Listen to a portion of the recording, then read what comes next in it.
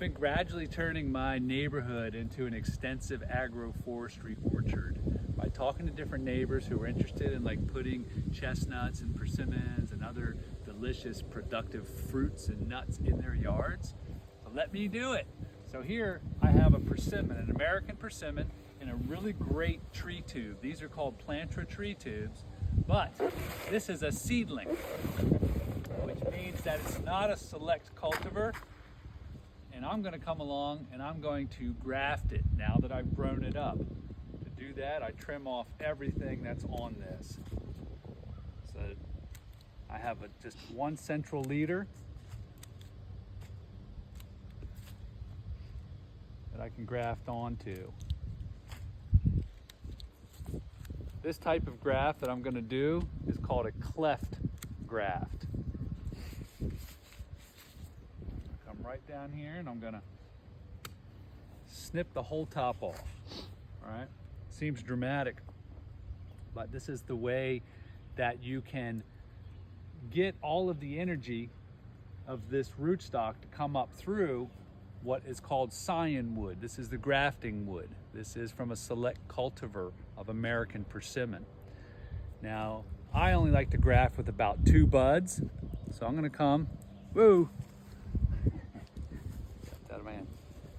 2 buds. So what I do is I snip right above that bud on a slight angle. This is what I'm going to graft with. This is called my scion wood, right? I come back to my rootstock. What I'm going to do is what's called a cleft graft, which means I'm very carefully going to split that down the middle. And I'm going to come back to my scion wood here, and I'm going to cut 2 slices so that I have one very perfectly shaped piece of scion, and I'm going to slide those 2 together.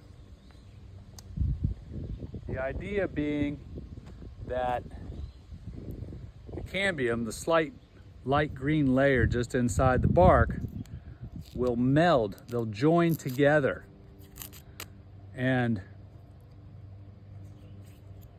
become one, so that the rootstock and all the energy from the underling, the seedling, will come through this scion wood, which is an exact replica, a clone of a cultivar. Everything that grows above this will be a delicious American persimmon fruit. And you want to make sure that's tight. I use a type of grafting tape called buddy tape, and it is the best tape for grafting, hands down. And partly because it stretches so well. You see that? Now, a lot of what you're doing here is making sure that it stays moist. You're sealing it all in. So what I do is I pull this very thin around the bud. I go one thin wrap over the bud, not more, because it'll be able to push through this if it's just one thin wrap. And then I make sure the top is completely sealed. Voila, there's your fresh grafted persimmon. I'm gonna put the planter tree tube back on. In the future, this is gonna be raining persimmons in my neighbor's yard. Plant it up, plant your whole neighborhood up, graft it up.